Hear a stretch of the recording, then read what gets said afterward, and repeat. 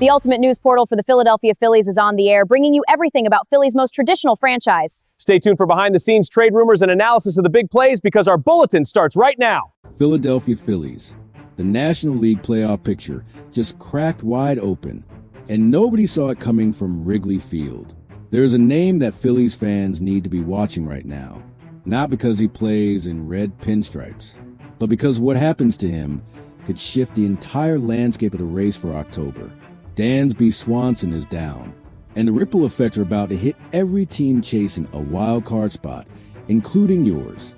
Let's start with the cold, hard numbers. August 17th, left oblique strain, 10-day injured list. For a Cubs team that is locked in a dogfight with the Milwaukee Brewers for first place in the NL Central, this is not a small paper cut. This is a gut punch. Think about the timing. Late August, pennant race heating up, and Chicago's championship shortstop, the guy who anchors their infield, is suddenly a spectator. This is the kind of injury that changes standings. Now, here's where it gets interesting for anyone wearing red and white. If the Cubs stumble in this window, if Milwaukee builds separation in the division, the entire wild card math shifts. Every game the Cubs lose without Swanson is a game some other team can capitalize on. That includes the Phillies, sitting there, watching, calculating. This is the ripple effect nobody talks about enough. One oblique strain in Chicago, and suddenly the door creaks open in Philadelphia's favor. But let's slow down, because the Swanson story is deeper than just an injury report. It's actually a cautionary tale about what happens when a franchise-altering contract meets a brutal decline in production. Let's talk numbers. .216 batting average through 119 games. An OPS sitting at just .704. This is not the player Chicago thought they were paying for. This is a disaster season at the plate. 18 home runs, 66 RBIs, sure, there's some pop left.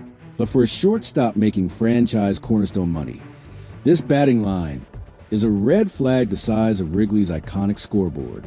Statistically, this might be the worst offensive season of Swanson's entire career. Let that sink in.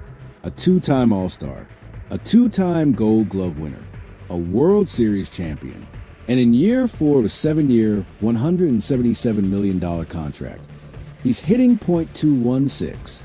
This is exactly the kind of contract that keeps front offices up at night. Dave Dombrowski knows this feeling all too well. Every big market executive does.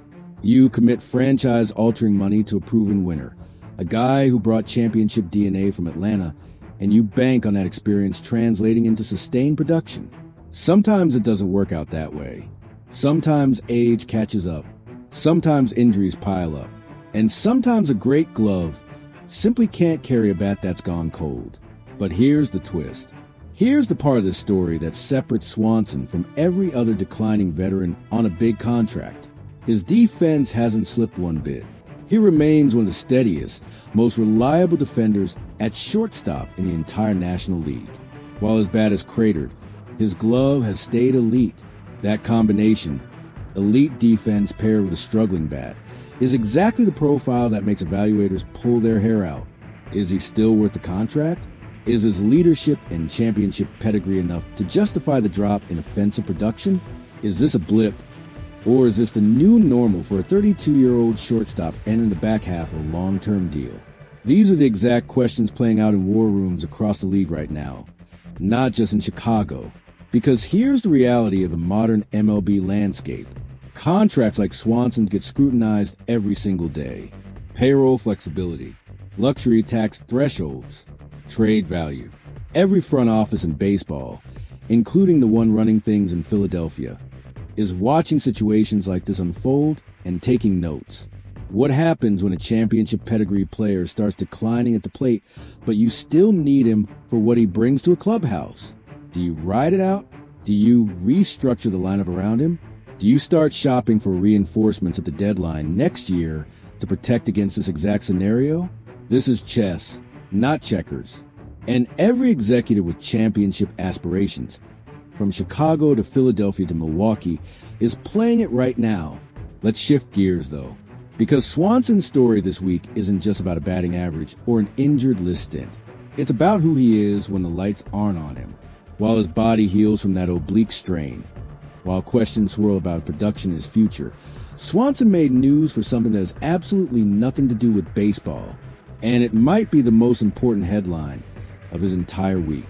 Swanson and his wife, Mallory Swanson, announced a major charitable commitment on Tuesday.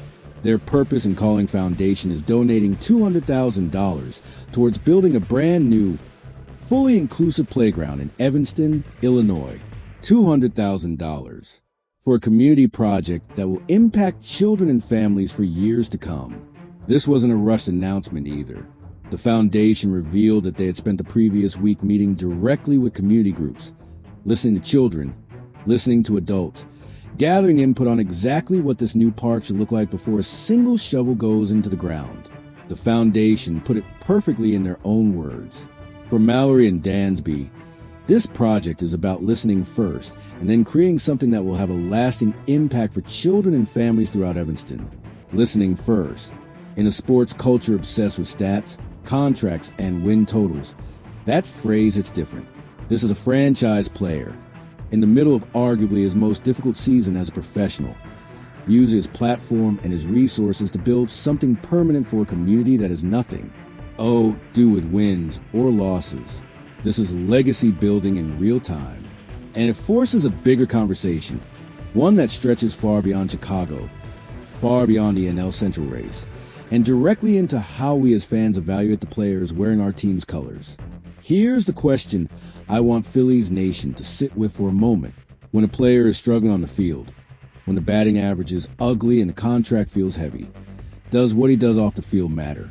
Does it change how you view him as a National League rival? Or even how you want your own front office to build a roster? Because Swanson is proving something complicated right now.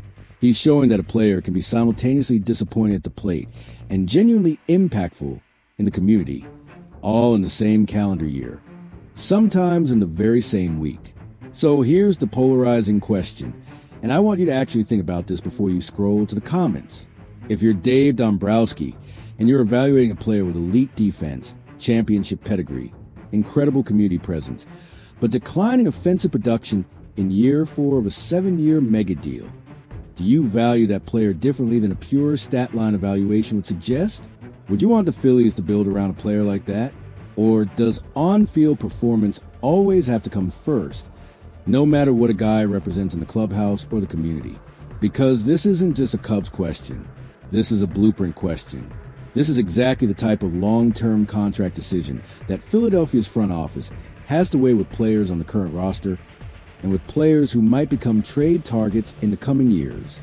Championship experience, elite glove work, veteran leadership, community impact versus a declining batting line and diminishing offensive value as the years on a contract tick away. Which one wins in a playoff race? Which one wins in the standings when September baseball gets desperate and every single hit matters? That's the debate. That's the war room conversation happening right now in every front office, paying close attention to what's unfolding in Chicago. And that's exactly why you need to be locked in on this channel. Because these are the exact situations that shape trade deadlines. These are the exact scenarios that turn into blockbuster offseason decisions. When a big market team starts questioning the return on a massive long-term contract, that uncertainty creates opportunity. Contenders start calling. Front offices start posturing. And suddenly, names you never expected end up on the trade block. Philadelphia has been in position after position like this before. Big commitments, high expectations, the pressure of a fan base that demands championships, not just competitive baseball. Swanson's situation right now is a mirror. It's a preview of the conversations that will define contending rosters across this league for years to come. So if you want to be ahead of the next blockbuster storyline before it breaks nationally, if you want the real analysis on what these situations mean for Philly's path through October, you already know what to do. Smash that subscribe button right now. Turn on the notifications. Because when the next bombshell hits, and trust me, in a pennant race this tight, it's coming, you're not going to want to be scrolling through recycled headlines from everybody else. You're going to want to already be here. Drop your take in the comments below.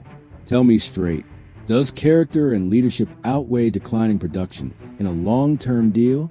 Or is baseball, at the end of the day, always just about what you produce between the lines?